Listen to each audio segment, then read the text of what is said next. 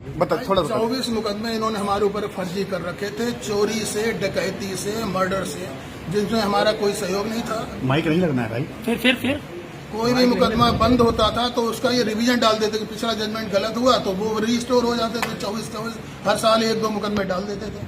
हम खाना नहीं खा पाते थे, रात में नींद नहीं आती थी, जब जाते थे तो फिर नींद ही नहीं आती थी। हम इस वजह से परेशान थे, या तो हम सुसाइड कर लें अपने को या इसको मार दें। तो बच्चा कैसे लेके गए? कैसे लेके गए? जेम से लेके गया था। आज कैसे ले गए? क्या घटना? जेम में रख के ले गए थे। और केजीएन इंडिया न्यूज में आपका स्वागत है।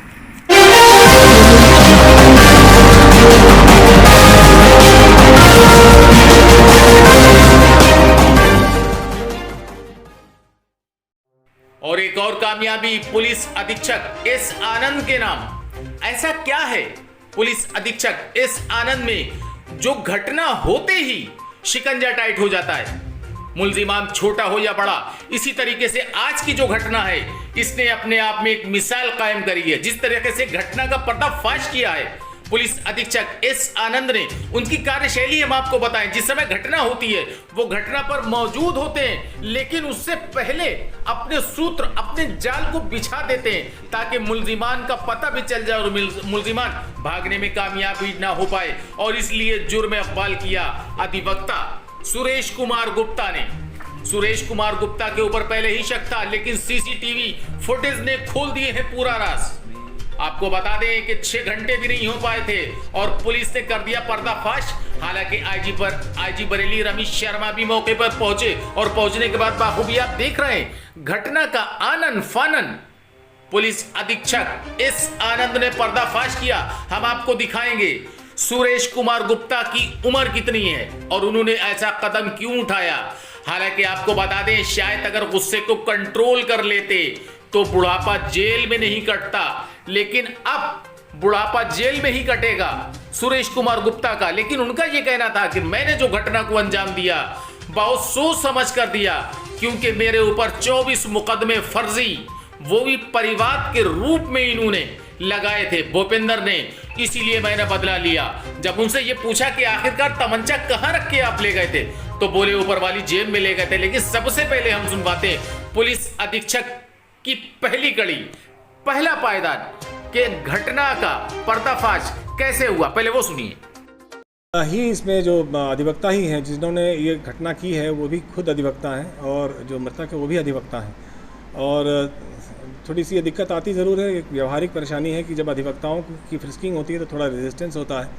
तो नॉर्मली अधिवक्ताओं को ये मानते हुए कि ये बोनाफाइड है और ये ऐसे अपराधों में सम्मिलित नहीं हो सकते, अपराधी नहीं है, तो इस आधार पर इनकी बहुत ज़्यादा फ्रिस्किंग नहीं की जाती है।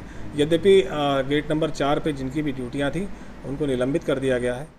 जो परिवाद के रूप में दाखिल होता था कोर्ट में ही और उसकी विवेचना करा लेते थे। इस तरह से ही जब चल रहा था तो आज ये भी तथ्य प्रकाश में है कि सुरेश गुप्ता भी इसमें एक प्राइम सस्पेक्ट हो सकते हैं। सुरेश गुप्ता की तलाश की गई तो वो कचहरी परिसर में ही वो मिल गए और उनके शर्ट पे एक ब्लड स्टेन मिला और कुछ ब्लैकनिंग भी मिली।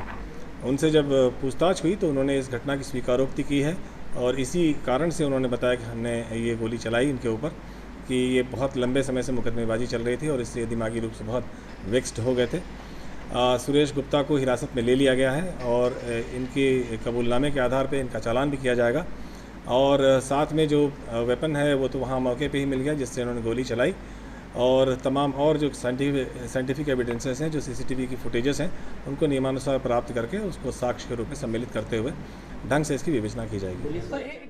आरोपी का ये कथन था कि वो चूँकि इतने दिमागी रूप से परेशान थे कि वो उन्होंने तय कर लिया था कि ये घटना वो करेंगे ही, और उसके बाद फिर शायद हो सकता है कि बचने के इरादे से वो अपने बस्ते पर आकर बैठ गए। क्योंकि इनके जो परिजन हैं उन्होंने तहरीर दी थी, इसमें नामजद थे ये, तो उनको पूछताछ के लिए लाना था। नियमानुसार उनको पूछताछ के लिए लाया गया कचहरी परिसर से, और जब लाया गया तो ये जब ब्लड स्टेन मिला तो ये बहुत क्लिंचिंग एक साइंटिफिक एविडेंस है जिसके आधार पे उनसे पूछताछ हुई तो उन्होंने इस घटना को किया जाना स्वीकार किया।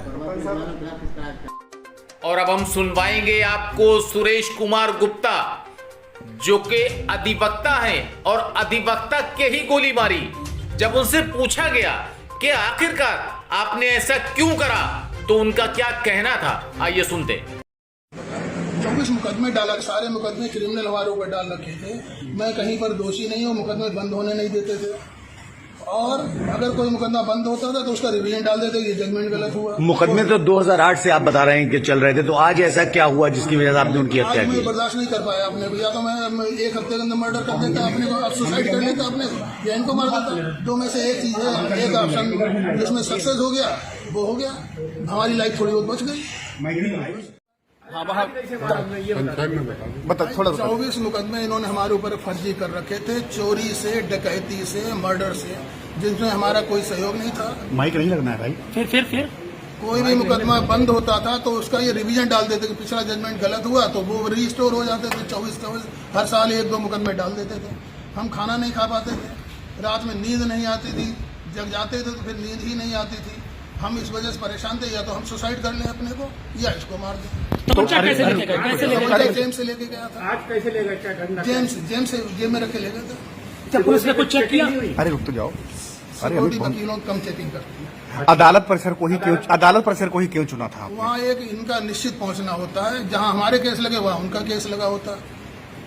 रंजिश किस बात की? वो हमारे पूर्व में किराएदार थे, 2008 में मकान खाली 2000 में मकान खाली करवाया था, तो वो पुलिस के सहयोग से खाली हो पाया था, वरना वो कब्जा कर रहे थे। कोई पश्चाताप है किसी प्रकार का? उसके बाद जो है वो हमारी शिकायत करने लगे।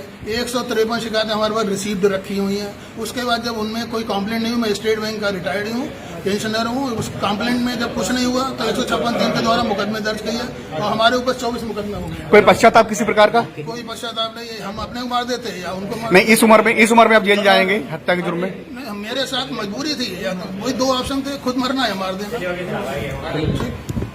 So friends, if you want to see these kind of facts in future, please subscribe to our channel and watch the latest videos by liking it and pressing the bell icon.